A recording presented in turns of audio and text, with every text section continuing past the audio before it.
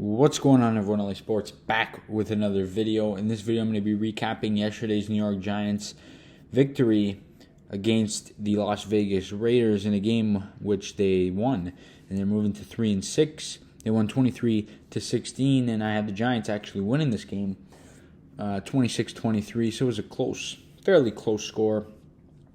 I had an idea of where the number of points the Giants would score in the in the 20s. I thought more of the mid to high 20s, but it was in the low to mid 20s. So the defense in this game was terrific. And let's start off right there with the defense.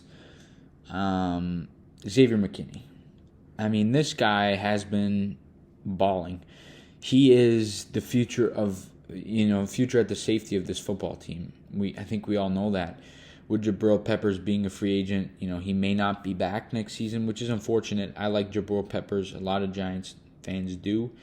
A lot of Giants players do. He's the captain of the team for a reason.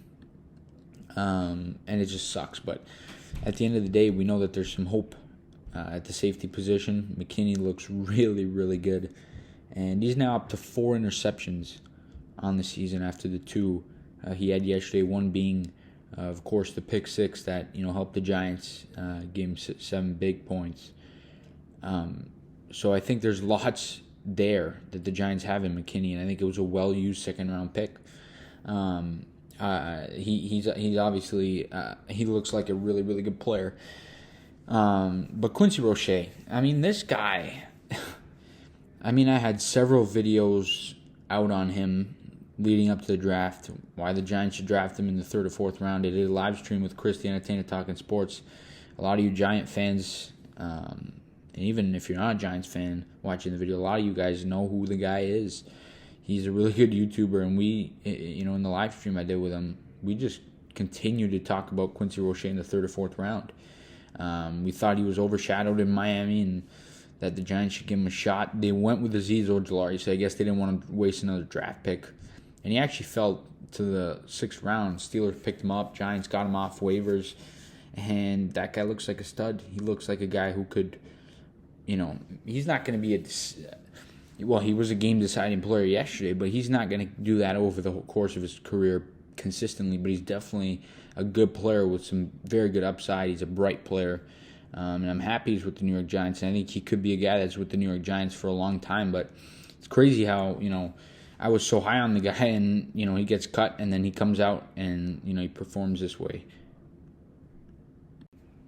Rochet, of course, he saved the game with that strip sack fumble of Derek Carr with about 40 seconds left, and if the Raiders ended up scoring a touchdown there, they may have gone for 2. And they were just moving the ball really well, so that was a key play in this game.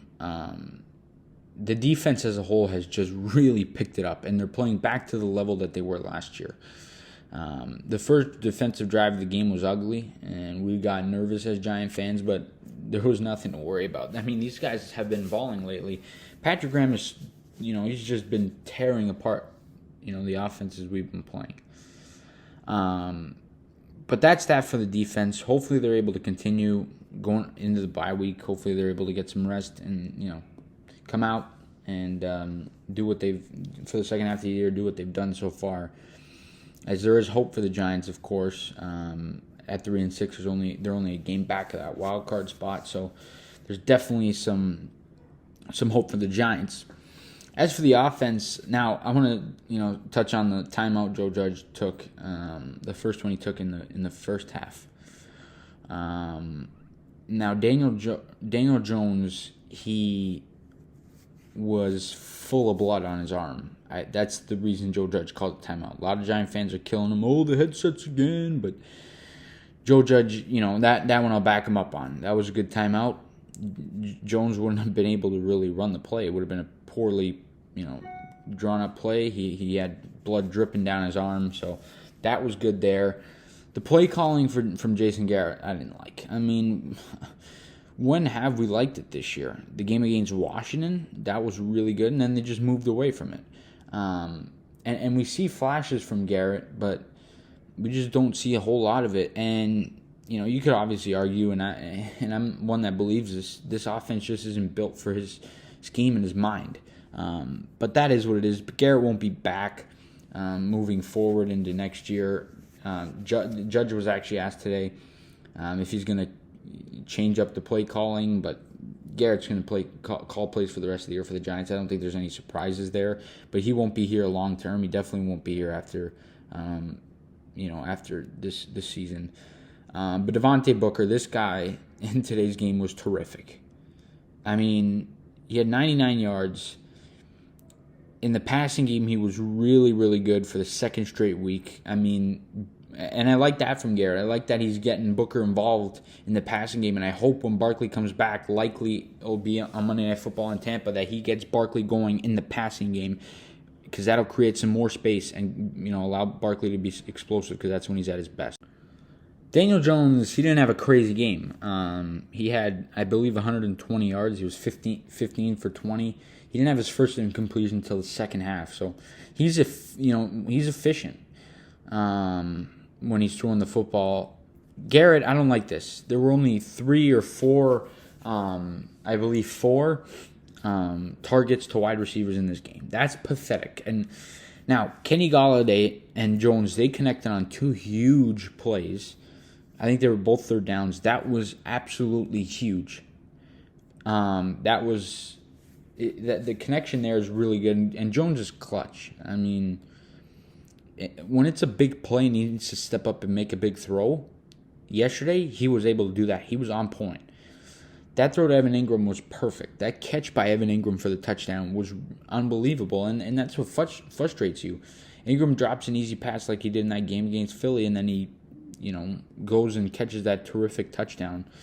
So you see the talent there. You just can't put it all together. But overall, the offense wasn't great. But, hopefully they're able to pick it up after the bye. They get Barkley back.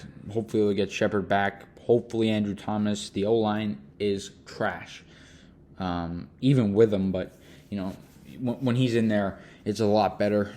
Jones doesn't look as scared. So we got to get Andrew Thomas back in there. And when we do, the offense is going to look different. It's going to be a little bit better. And then on the third, there was a 3rd and 2 where they put Tony in the Wildcat.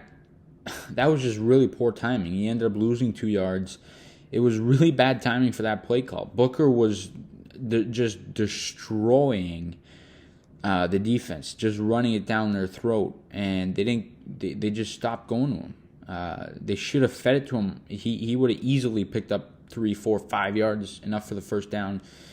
They should have fed him there. Instead, they went with Tony in the Wildcat on 3rd and 2, and Nassib just destroyed him, and it was 4th and 4, and then the Giants had to punt. So Jason Garrett, he's got to be better. Hopefully he's able to turn around, but it is what it is there. But overall in this game, the Giants, they were really good, and the defense impressed me, and I think they're going to continue to play this way moving forward.